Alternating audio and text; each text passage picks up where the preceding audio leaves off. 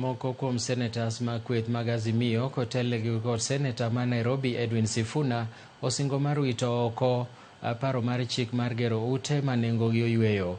Kane giloso e laro moro kata romo moro yata e kaunti ma Machakos, jotelogo eko wacho ni gero ute ma nengogi oyueyo biro medo jo-Kenya osigo mar pek mar ngima.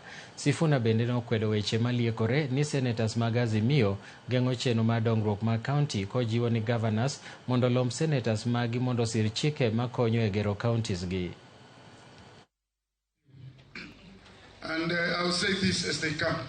We as senators, as we leave Kitui, I don't know what you are telling, as we leave Machakos, I don't know what you are telling your senator, Mama Kavindu.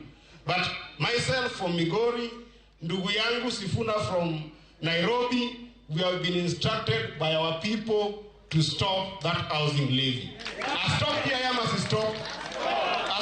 Stop. Let me tell you, teachers, as I finish. If you must insist on housing levy, do it with some of decorum the way Singaporeans do it.